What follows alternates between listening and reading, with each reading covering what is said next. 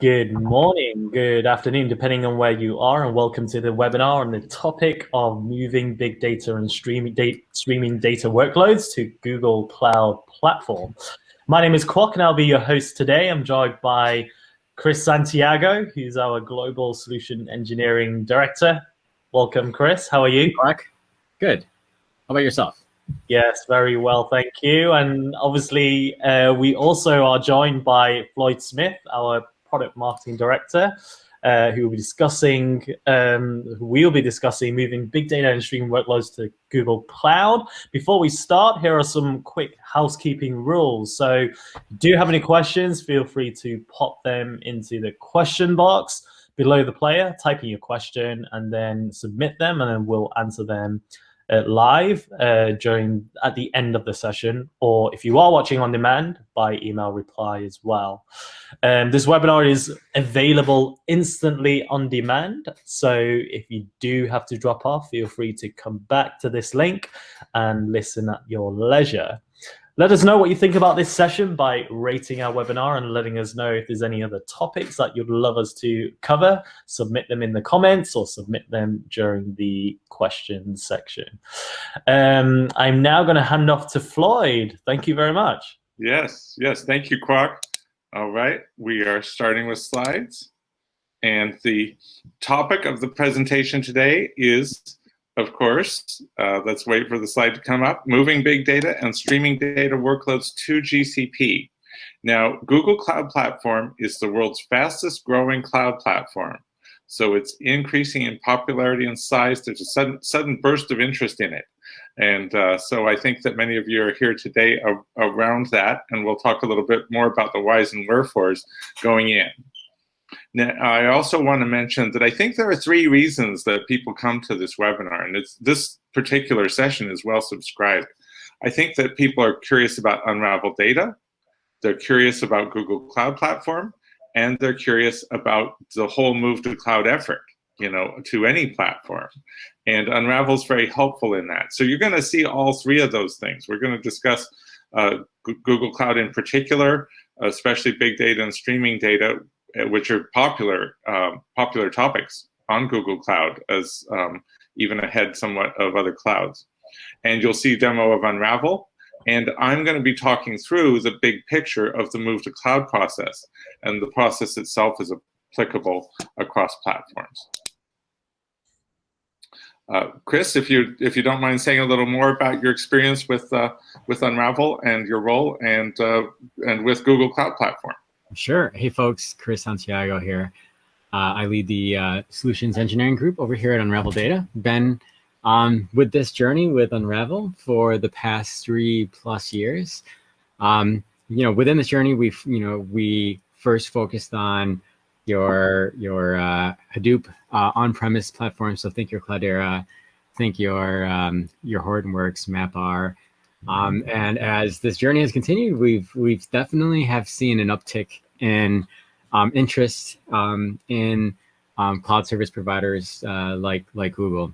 And so, what better tool than a tool like Unravel that can help migrate some of those workloads into great platform like Google Cloud GCP. So I'm looking forward to sharing you some stories, looking forward to showing you a demo of our capabilities, and definitely looking forward to any questions that you guys may have.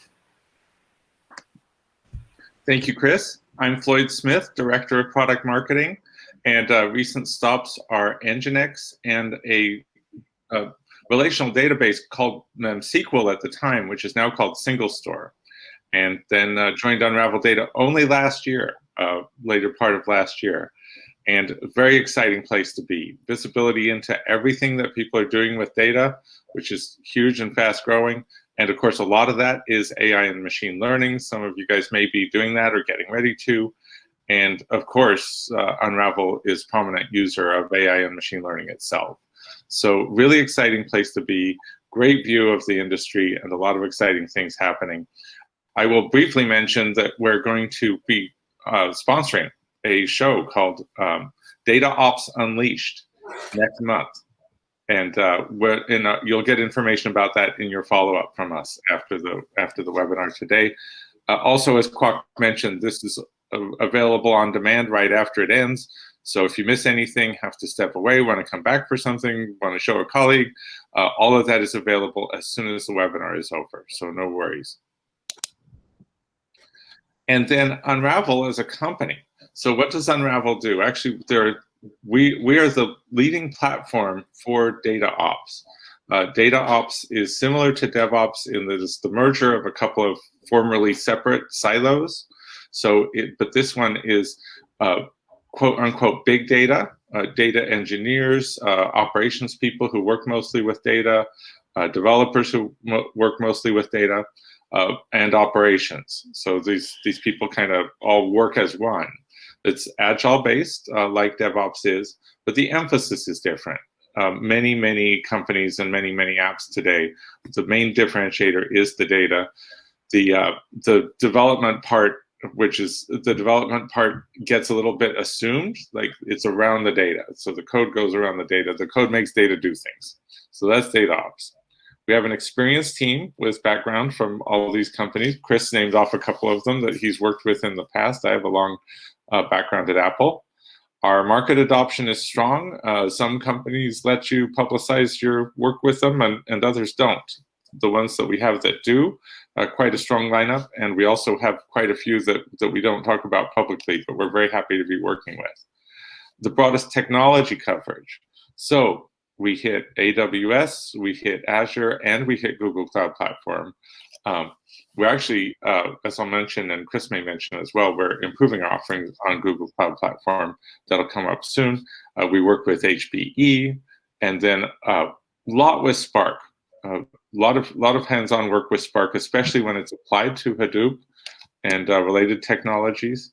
And I'll mention some of the others going along. We're also partners with and invested in by Microsoft, and we are partners with Google. We're partners with AWS on their platform, and we're working out a partnership relationship with Google. So Unravel Data is a force multiplier. We work on premises and in the cloud to improve operations with data, and that includes Hadoop, very similar to Dataproc, of course. Cloudera has their own couple of flavors of Hadoop, one of them shutting down soon, the Hortonworks one. Impala, Hive, Spark, Kafka, and then cloud destinations. So the analogs to those technologies in the cloud, or using those technologies as open source directly in the cloud, which I'll talk more about in a minute. And AWS EMR, Azure HD Insight, Google Dataproc, and Google BigQuery is in beta. So we won't be showing that today, but we're very happy to show it to you in a meeting if you want to get into that with us. Plus Databricks and Snowflake, neither of which is currently on Google, but there are rumors. We can't speak for these other two very successful companies, but that's what people say is going to happen. We don't know when. And then we're very good at move to cloud. That's what we'll be showing today. But the great thing about our move to cloud capabilities is that they're strong across AWS, Azure, and Google Cloud Platform. So if you need to justify why you're moving to one platform or another, or pick a platform that's going to work for backup, or use a platform for one platform for some things and a different one for others. See, with Unravel, you can quickly get the information that you need to compare and contrast, see if you're paying a cost penalty, see if there's a good target, on a given cloud platform for what you're doing. You may even have strategic reasons to pick a cloud, but you want to verify that you're not paying too much more for the strategic choice you've made, that you're in the ballpark. All of those things are easily done with Unravel. It's just a night and day difference between, currently people have, they have services firms coming in, or they try to do it themselves. So you have some large number of people spend some large number of weeks and do a bad job of estimating what a cloud migration is like. And with Unravel, you do the same thing. It takes a week for the data to fill in. Once you do that, you can run any comparison you want, and actually make business decisions. We'll be talking about this more, but I'm passionate about it. It's somebody who's been in tech for a while.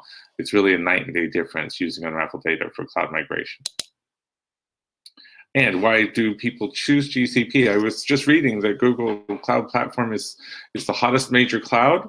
It's growing fast, and it's continuing to grow fast, even as it's growing share.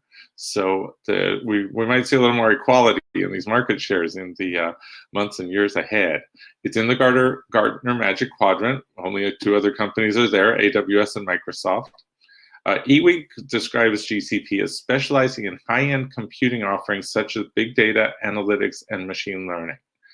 And it's a great, it's also been used, many people use it for production, but it's also used as a sandbox. It's very popular with engineers, very comfortable for people, technical people to work in.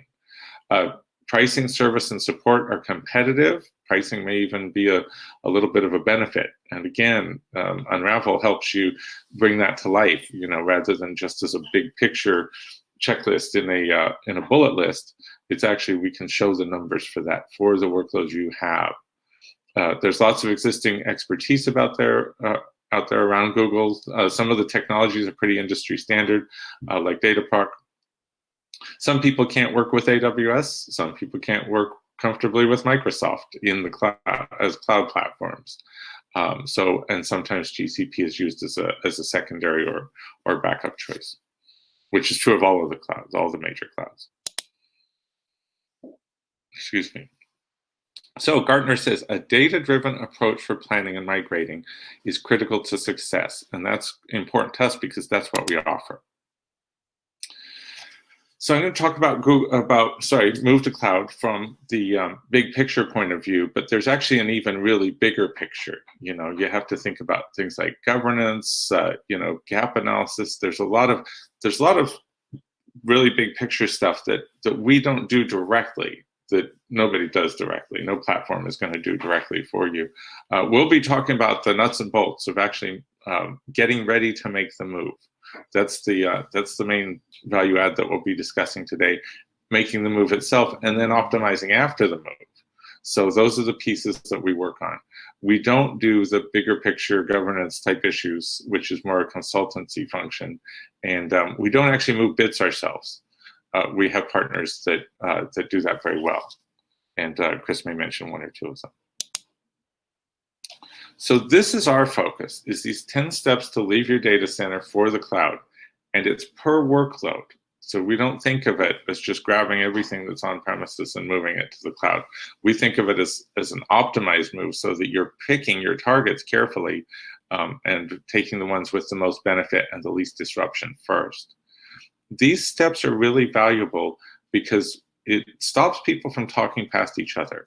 You can have someone who's working on identifying the workloads to move to the cloud and someone who's looking at the clouds themselves to see which one's better for certain functions. And they're both working on the same project, but they're doing very different things. And so if they meet to talk about which cloud is best, for instance, they're talking from different sets of information. So by using the process that we're going to describe here, which is not dependent on Unravel, you can use the same set of steps, whether you're doing it with a spreadsheet or some other tools or with consultancy. So the steps are kind of grounding. And then how you do it, Unravel accelerates a number of these steps considerably. So I'm going to talk about the steps, and then Chris is going to show the demo to show how much we simplify all of this. I'll also mention, while we're looking at the 10 steps, is that some of these steps, there's interdependencies among the steps, which can make it very difficult. And we kind of have a magical pair of scissors that cuts that Gordian knot, right? So let's say you're identifying which on-premises workloads to move to cloud, but let's say that you're estimating the cost and schedule for the move. Well, you want to know, when you're identifying which workloads to move, you need to know what the costs are going to be on your target platform. But it's hard to do all the work for that until you've identified the workloads. So you have this back and forth, and so we just cut through all of that, as we'll show you. Okay, so why on-premises and why cloud? The positives of on-prem, it's already there, skilled staff in place, there's centralized management, there's a comfort level with security. lower operational costs, inherent cost control. What do I mean by inherent cost control? Well, if you go to double or triple or quadruple the size of a workload on premises, you're going to hear about it. Someone's going to say, we don't have enough servers for that. We can't run these other jobs because yours is taking up too much space. So there's jockeying for resources within the somewhat fixed on-premises setup. And then if you really need more resources, you have to do a budget request. It takes time. That's a pain, and that's why people move to cloud. But there's actually some governance built into that. Because it's hard, people don't just automatically do it. In the cloud, it's easy to start projects. It's attractive to staff.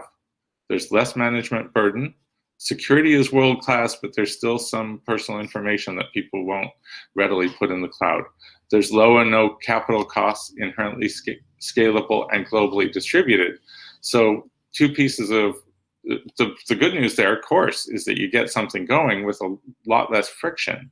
Two pieces of bad news there. It's easy to incur unplanned costs or even costs that surprise you. And it's difficult to coordinate because people start doing their own thing. So there isn't the built-in governance of having a single data center or centrally managed multiple data centers.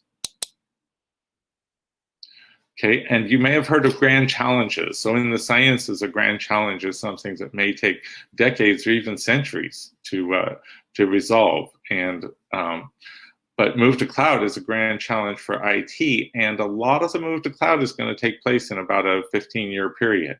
But it's huge, and people will look back and say, who did a good job in moving to cloud?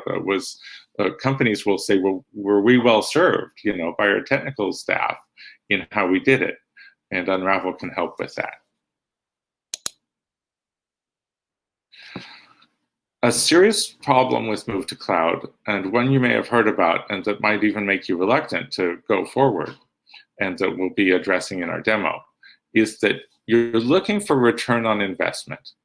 And usually there's a return on investment expressed or implied. We had an example where we worked with a customer, and they got an estimate for move to cloud that was double what their budget was. And then when they used Unravel to make everything more specific, to pick their workloads that they were going to move better, to target their destination setup better, they were able to cut that back in half, actually back to their original budget.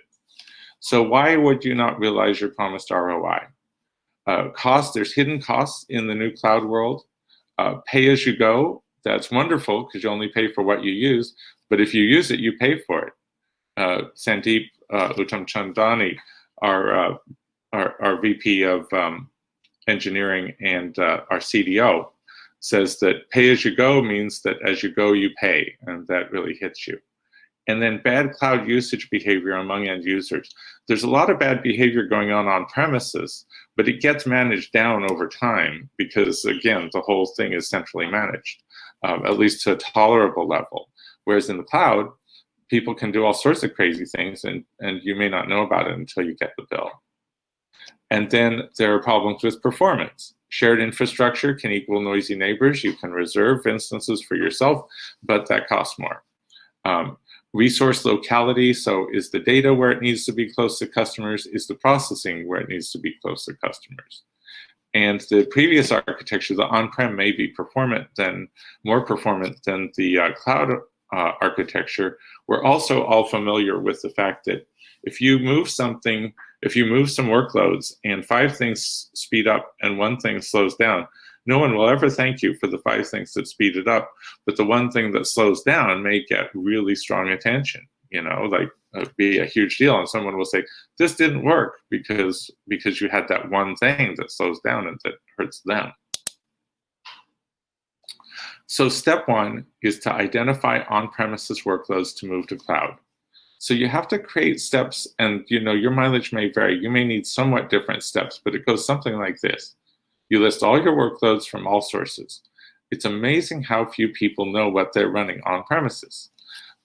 So look for third-party software and open source software hosted on company-owned servers. There's some examples given in the big data area. Software created in-house hosted on company-owned servers. Open source software, third-party software, in-house software running in different places. So it's quite an inventory. Then you identify some workloads you may be able to move to SaaS. For instance, if you're running CRM on premises, you may choose to move that to software as a service. And that could be Microsoft CRM, that could be, you could move to Salesforce, depending on what you're doing. In that case, you don't have to go through the exercise we're going to show. It's kind of a get out of jail free card in that sense, although there are a lot of difficulties and work you have to do. It's different than what we're going to describe today. So those workloads are off the map. Then the remaining workloads, which is going to be most of your workloads, because if you're going to do SaaS for something, you may well have already started doing it.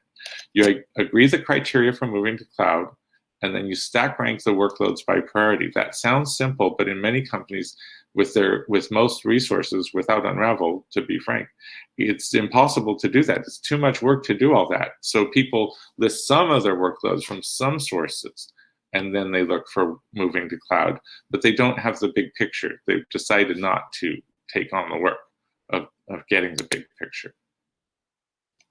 So that's the chicken and egg problem. Do you have the resources to characterize all your on-premises workloads and research moving all of them to cloud so that you can decide which ones to move to cloud, or do you do it for some of them? And the joke here is that a dinosaur comes and eats the chicken and the egg, and so you don't have a problem anymore. So Unravel Data, in a sense, is the dinosaur. We just come in and we give you all the answers that you could possibly want, and then you can make business decisions, and you don't have to make this resources choice during the early parts of the cloud migration process.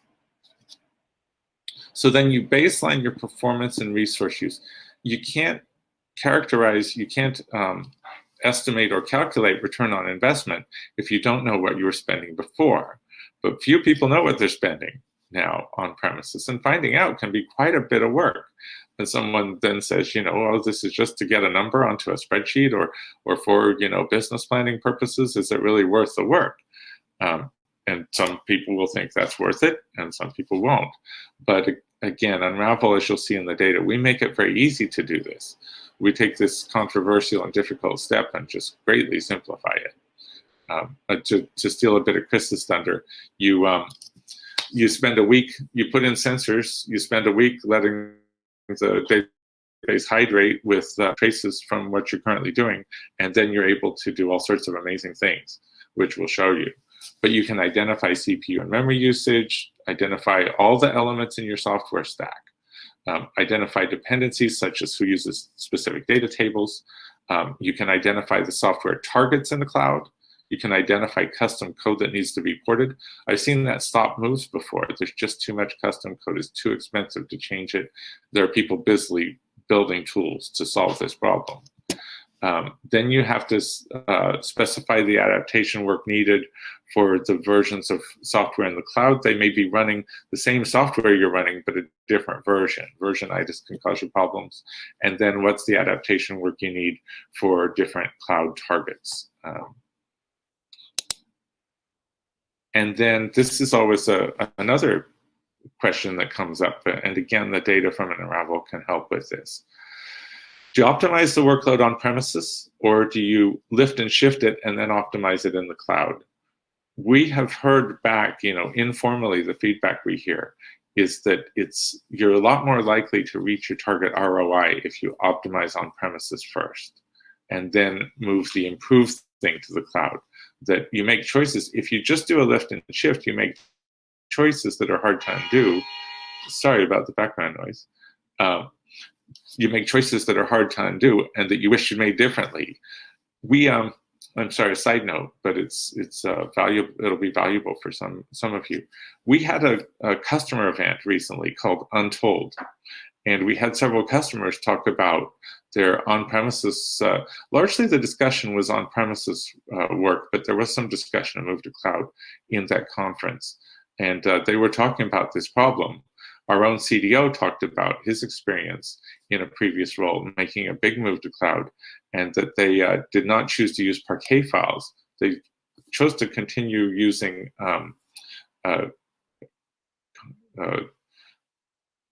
CSV files. Sorry, I was getting the acronym mixed up in my head. CSV files, and that choice then haunted them, and they couldn't undo it.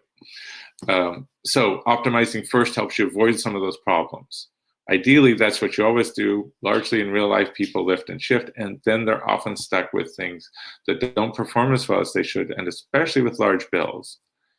So consider this carefully. It's probably worth taking twice as long to do your whole move to cloud with optimizing first than to do it in half the time, but it's all lift and shift.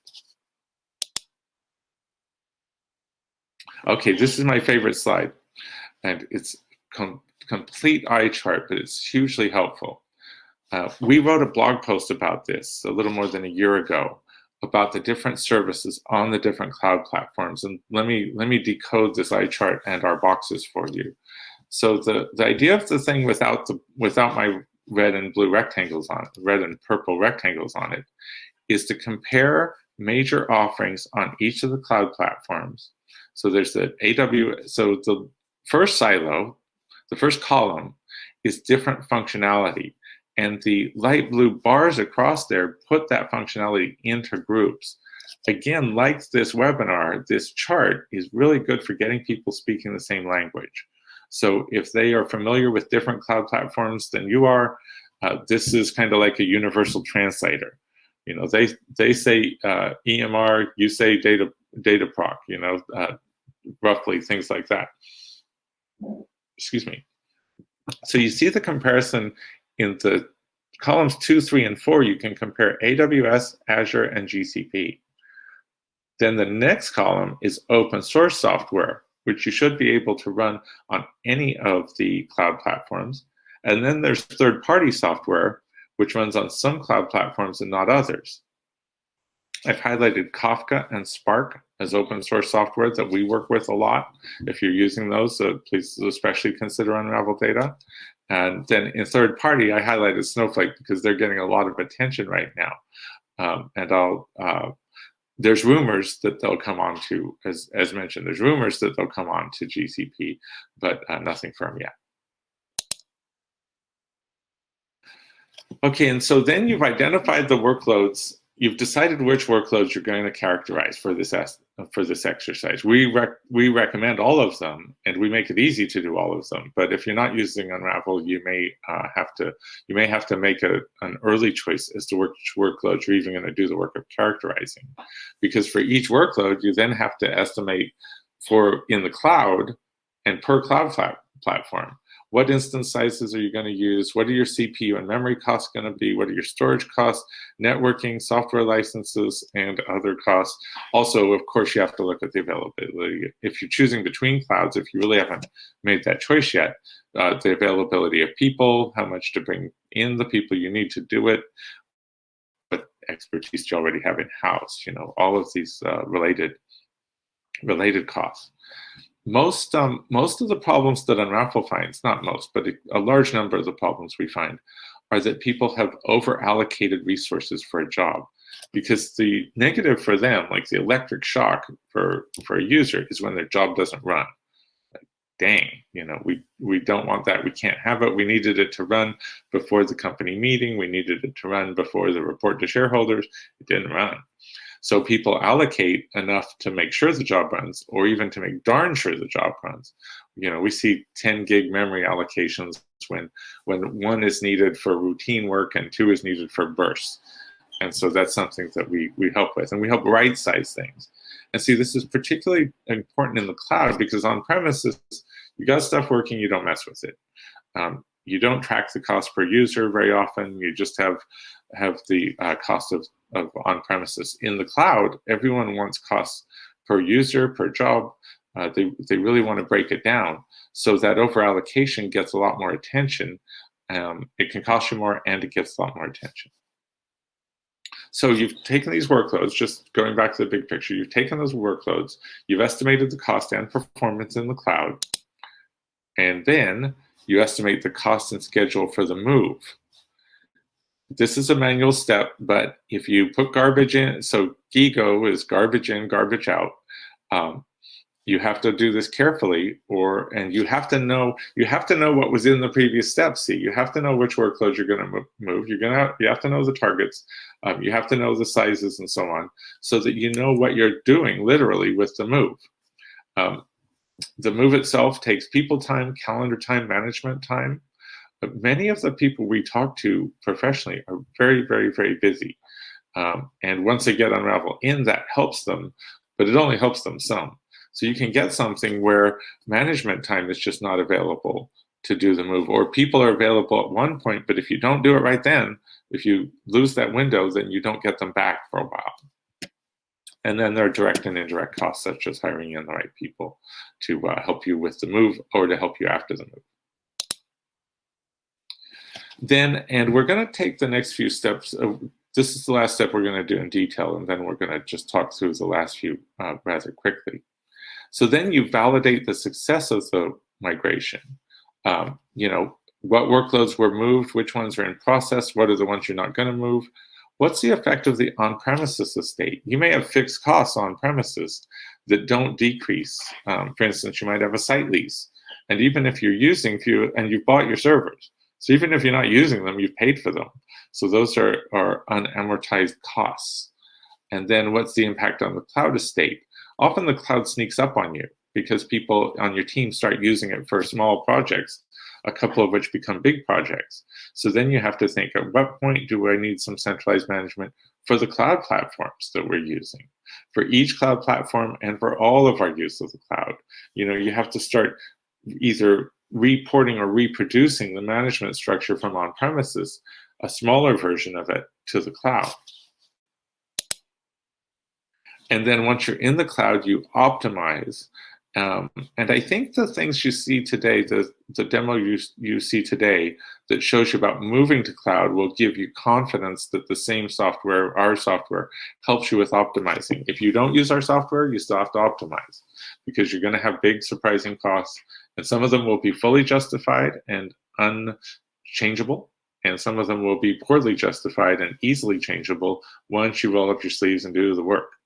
And then if you've lift and shifted, you may need to refactor and really almost start over with how that workload is running in order to get costs where they should be. You have to manage the workload in the cloud and learn its idiosyncrasies. And then you grab some more on-premises workloads and you do it all over again.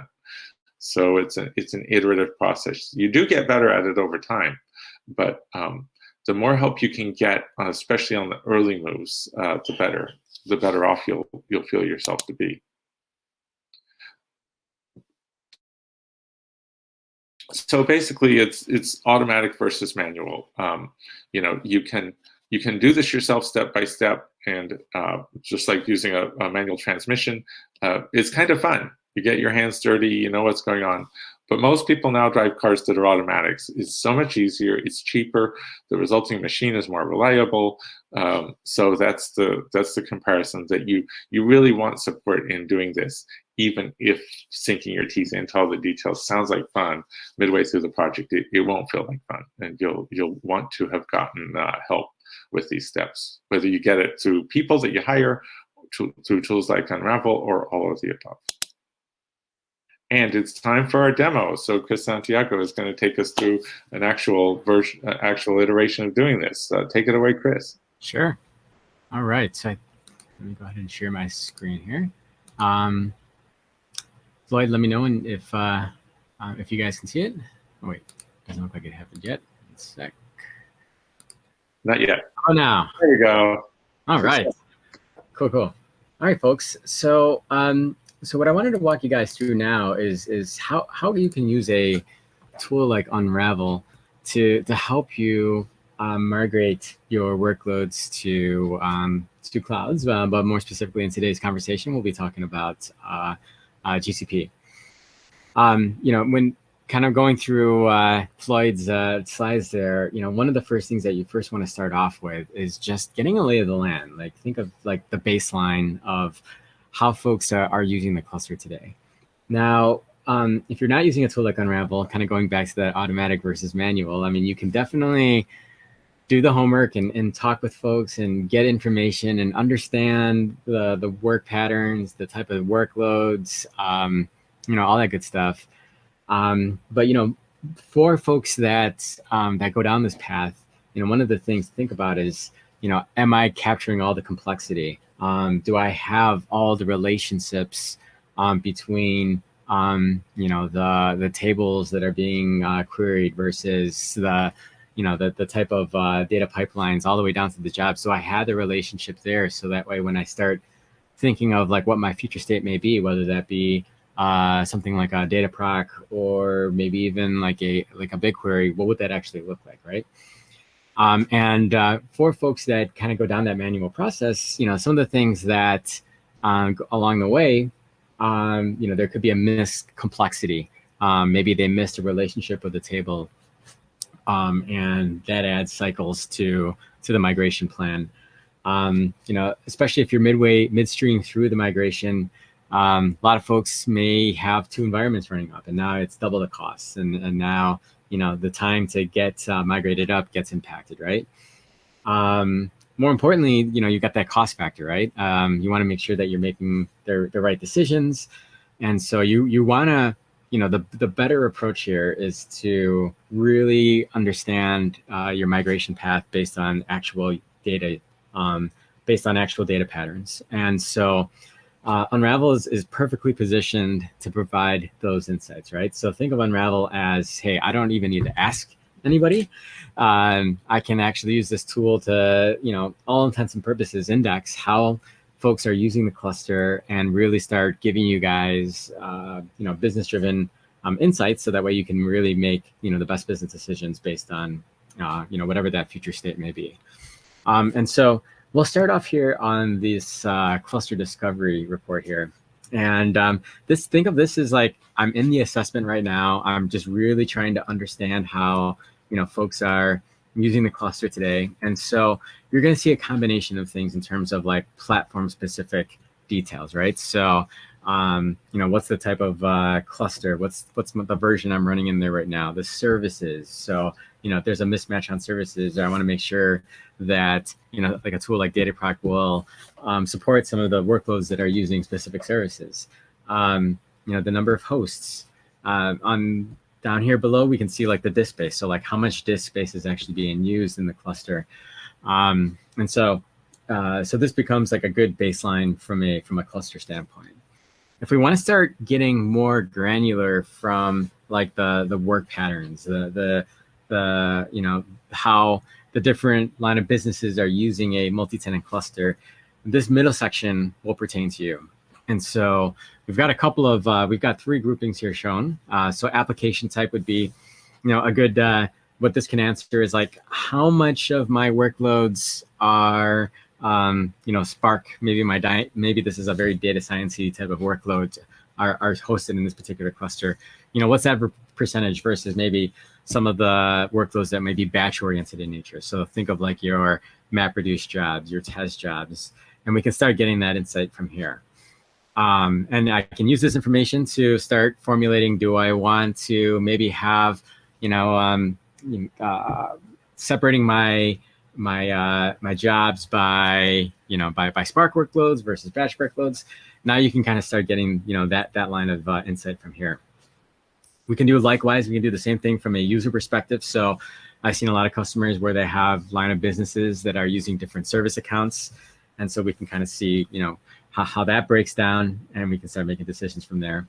And then queues. So queues from a yarn concept, but a lot of folks, again, may have like their line of businesses using the different queues. And so if my approach would be like, I want to move my queues by different, into, specific, into their own environments, I can get that information from here as well.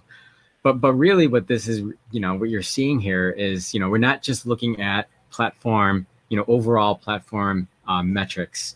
We're actually giving you the ability to kind of essentially slice and dice by, by the specific jobs that are actually being submitted on the cluster itself.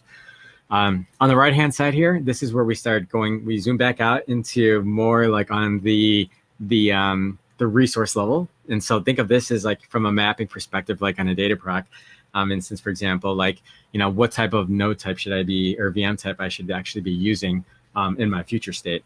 Maybe I have some beefier nodes, and maybe this could be room for me to actually tone it down, and actually have this more right-sized. And these metrics get very useful for providing those type of insights, whether it be Is my CPU resources, always maxed out, or are they underutilized? So in this particular example, I can see that I've got about 23% utilization from a CPU standpoint, memory, 32% utilization. And so again, it's giving you, we're in the assessment phase right now. We're just trying to get our bearings. We're just trying to get all the insights that that we can capture, so that way we can make the best informed decisions.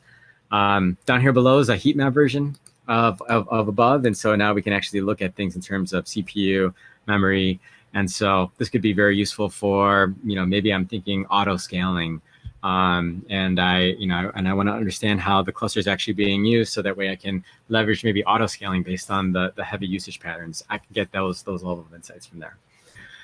And so all very useful stuff here. I'm focused on the migration tab here too, but we can also drill in on like the data side, how people are using the data, the type of jobs that are actually submitted. But for the scope of today's demonstration, we'll keep here. But really, it's really empowering you to get all the information that you need to make those informed decisions. So now that you've got all the data, now let's move it on to the next step. Let's start thinking about what that future state may look like. And so this cloud mapping per host here, this report is focused on folks that may have the initiative of getting to the cloud first. And so we'll just want to, essentially lift and shift what we have today. And then, thinking about, we may think about modernizing once we're in the cloud, but we need to get off of our platform today, whether it be contactual commitments that we need to get off. I've seen that with a lot of customers, or maybe their hardware is about to expire, whatever it may be, lift and shift may be the right option for you, just to get into the cloud first. And then once in there, re-architect for a cloud, using some of the cloud native features for even more, capabilities, and then also some platform cost reduction. But if you're in the, in the box of lift and shift, this report's for you. And so we have this actually grouped into two sections here. We've got lift and shift. And so this first section is really going to look at not necessarily how your current state hardware is actually being used. It's going to try to match you like for like.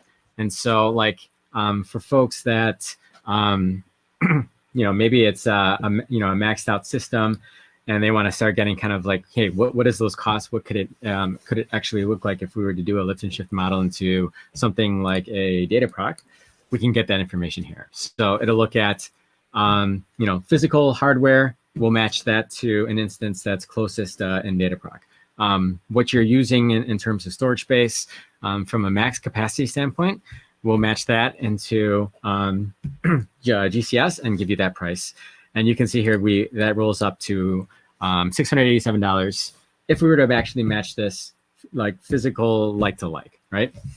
Now, that's nice, but what if we wanted to have some more insights based on how the cluster is actually used, right? So in that previous cluster discovery tab, we saw about 20-30% usage across cluster resources. So we could probably tone down the hardware because we're not maxing out in this particular environment. For those particular use cases, you can actually use this cost reduction. And in this cost reduction tab, this is actually going to be based very similar to that lift and shift. So we're still thinking lift and shift model, but we're going to go and give you recommendations based on how it's actually being used, right? So you're going to see instance recommendations based on this is how that actual usage is. And so here's an example where down here we can actually get into the specific the nodes and saying, hey, the way that it's actually the capacity that you have today is 32 gigs, memory is about 238 gigs. If we were to base this on actual usage, so how people are actually using these specific nodes, we can see it's a lot less, right? 16 cores instead of 36 cores, 29 gigs instead of 120 gigs. And so that leads into this recommendation here. So this 16 cores, so we're not wasting compute resources here. Memory is the next best instance here. Recommendation here would be the 60 gig version for this N1 standard 16. And so you can see, we're not asking for 120 because we didn't even use that much. We're closer to about 30. And so you can see how that recommendation plays out. And we can see as we roll up, we're talking significant savings here, folks. We're talking from $687 in my example here, all the way down to $131. All right. What this enables you guys is now you can come in and have those conversations with management, with your team. And the best part about this is data driven. This is based on actual data, right? And so we can show these, we can drill down to the node level, and we can show like how he came down to those recommendations. And so really it's just de-risking, whatever that's, your lift and shift migration may be. For folks that may want to modernize, right out the gate, right? And we want to start maybe, a lot of times I've seen folks where it's like, I've got my batch jobs. I don't want to have this long running cluster. I don't want to share it with, the other tenants. I want to go to this more transient model where I want to spin up these jobs, these clusters, do the job that it needs to do, and then spin down. So that way I'm just not just burning resources if they're not actually being used. And so that's a very popular model that we see in the cloud. And so for folks that are starting to think about it in that way, this report is going to resonate for you. And so it's going to be separated here in two steps. So this first step here is to really give you, again, just a slice of like, what do I want to migrate, right? And so maybe I don't know. And so I can go ahead and generate, a heat map view here of understanding what that may look like for the specific selections I have here. So I can do that. I can also say, for example, maybe I'm just very interested in my Spark workloads. I can go ahead and generate that. Again, this is more informational, but I just want to get an understanding of, hey, if I do Spark, this is 8,286 jobs out of my cluster. Maybe if I want to look at this from a memory standpoint, I can see which of my jobs and how much memory that these are taking, right? But really the gist here is just getting an understanding of like what I would want to potentially migrate into their own either long running cluster, transient cluster, what have you. On the right hand side here, we've got very similar heat map that we had seen previously, but now it's going to be specific to the slice that you select here.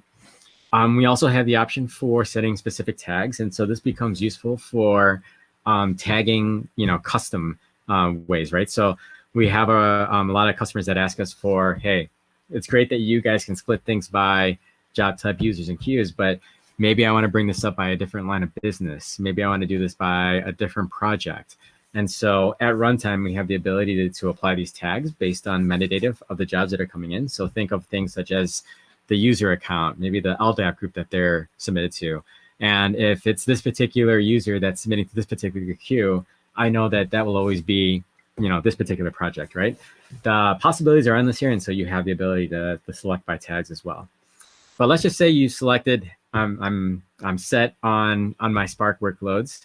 The next step here is going into step 2 and actually getting recommendations on what that may look like in our destination platform. And in this particular case will be Dataproc.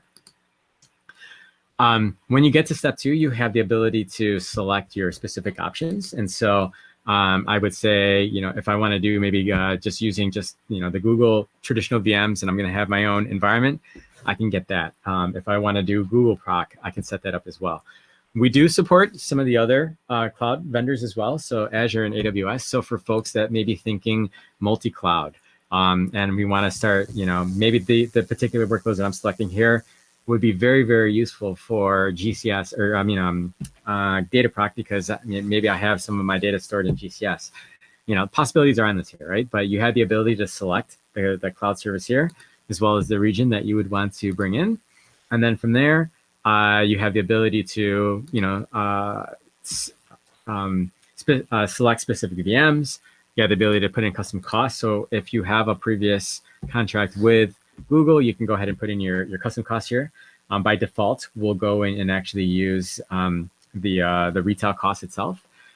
Once you actually select that, we go back. I'm going to go back to, I had to reload that earlier. It takes a little bit for me to bring all that information, but I did run this report while we were talking. And, we've, in this particular instance, I selected Dataproc in my Oregon US West region. this is where things get interesting, guys. Now we can start getting that Spark workload that I had selected above here and start giving you recommendations. So taking just that Spark workload, here's in Dataproc, here's a recommendation for a configuration to use. And this is going to be sized based on actual usage, right? So that's one of the key things that we have here. It's not just resources that were asked, in the particular queue. This is actually based on how the users in that queue, or however you sliced it, how they're actually being used. And so 100% SLA would be mission critical. I need to make sure that this is sized appropriately so that way there's no degradation in performance. But I'm not over allocating, right?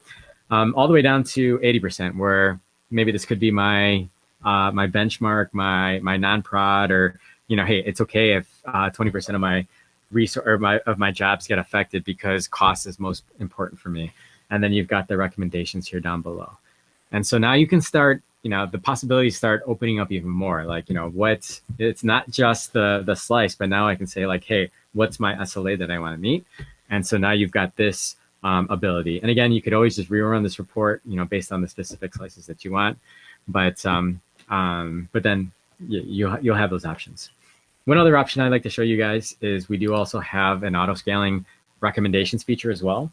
Again, I keep on saying based on actual usage, but hey, that's one of our secret sauce, right? Of being able to understand how it's actually being used. And so for folks that want to have further cost reduction options, you can go ahead and use something like auto scaling. And so in this particular case, based on the actual usage, if you wanted to do an auto scaling type of model in Dataproc, if 104 was the 100% SLA, but if we wanted to actually follow this model, we can actually trim this down to 22%, right? And so these costs are per hour. So I mean, this adds up, right? So 104 minus 80, that's that's like what, $20-ish per hour times 24 hours times a year. For you get the gist. So there's some good savings that can be hashed out here. And so from this whole migration journey, what we've taken you so far is an assessment phase, getting the lay of the land, and really making the best decisions based on data. Where we last left off is now start thinking about the migration planning. What's phase one? Is phase one maybe my Spark workloads, or maybe it's my sales department, whatever it may be. We want to make sure that we empower you with the ability to kind of understand exactly what that is, so you can kind of create your implementation plan. And again, backed by actual data usage. So if you get pushback on your estimates, you can always come back down to even down to the job level if you so choose, to really kind of validate that and ultimately de-risk and make sure that your migration projects are on time when moving into your future state. In this case, Dataproc. But it doesn't end there, guys. Because it's great that once you're doing this migration and you get your workloads into this future state, whether it be transient clusters in Dataproc, whether it be long-running clusters with auto scaling in Dataproc, whether it be BigQuery, for maybe some of your, your data warehousing type of SQL workloads, whatever it may be, the end state here is you got to make sure that your users are happy with, the performance. You want to make sure that you are getting the ROI that you've been promised in terms of like, hey, this future state's going to save you X% of dollars, whatever it may be. And so you're going to need an observability platform on your future state to get that information. And Unravel is the tool that does just that, right? So think of this as assurance, making sure that customer satisfaction or user satisfaction is top of the line, when they make it into that future state. And so here's an example where we're running this in Dataproc. I have the ability to select specific, multiple clusters. So if I have a lot of clusters, I can select that. This particular report, think of this as just kind of like overall the state of just single pane of glass, where are all my resources actually being consumed across all of my clusters, what type of workloads are actually being submitted from that standpoint. I can get that detail. I can even get down to the job level if I so choose. This becomes very useful too, is especially for folks that are having like transient workloads. When that stuff spins down, you essentially lose majority of that data. Unravel is actually collecting that, indexing it, archiving it, so that way we can actually keep this information. So that way, for the executives on this call, you can start really forecasting what that may look like. From a jobs perspective, we are capturing all the particular jobs that are actually being submitted. So again, for those transient workloads, we never lose that data. We are capturing all that. And just since we've been doing since day one, overall APM observability with proactive insights and recommendations to make sure that your jobs are actually running efficiently. You're not wasting resources. You're getting insights to where the bottlenecks are. And so in this particular example, this is a Spark streaming job.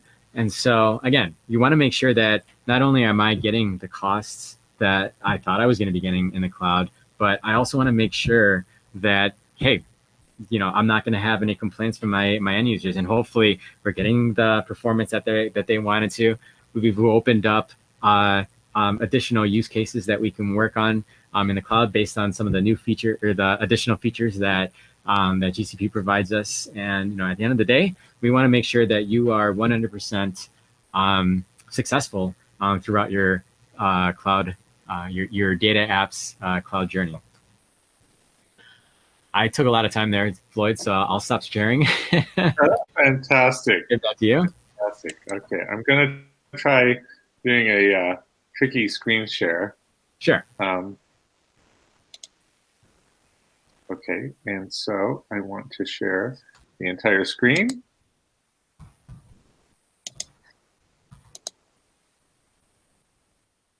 Yeah, let's see if this works.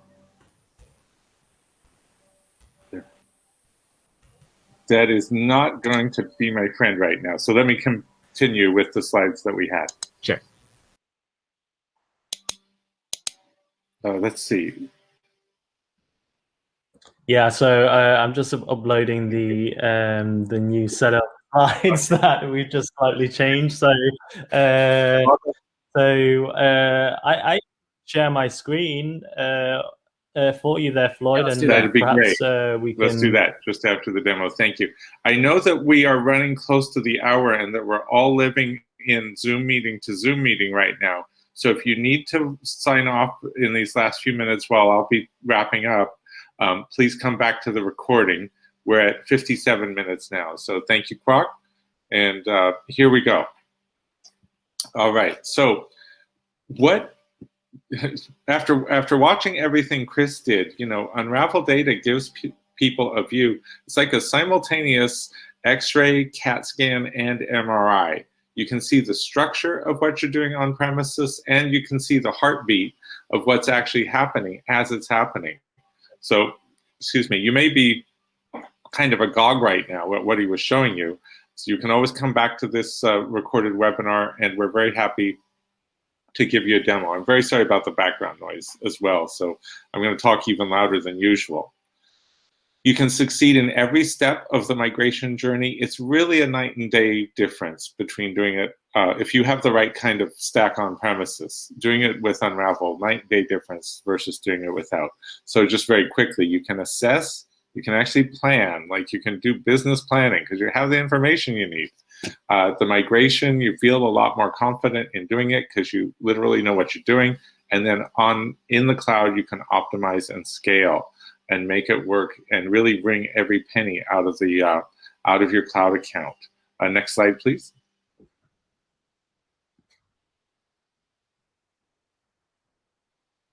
All right. So Unravel Data serves as a force multiplier, as mentioned before. So this is just reprising the different things that we do. And just imagine having the information you need to justify your cloud platform choice and to make choices like how much of your SLAs you're going to meet. Next slide, please, Clark. Yeah, I think the slides have loaded. If you want to, let's head back. Yeah, if you want to jump back to slides, that'd be fantastic. Okay, thank you, will do. And that will take just a second for me to move to the right slide. And very good. Oh, darn it, it left away on me. So do this and then do that. Yes, and with the right slide is loading even as we speak. So just to finish up, These are the 10 steps that we discussed, and please use those as guidance. And here are some resources. There's blog posts on cloud migration. We did a webinar on why cloud migrations fail. Now, that webinar covers a lot of what we've discussed here, independent of any specific platform, if you need to share that with people in your organization. We've got a video for AWS, a blog post for Microsoft, and a page for GCP. You can try Unravel for free. We actually have a SaaS option for that now that's very easy to use, along with our other options. And then you can contact us, and we will go through all of this customized to your environment and your specific issues. So thank you, everyone, for your participation. We've gone to the top of the hour, and we'll look forward to hearing from you. Thank you very much.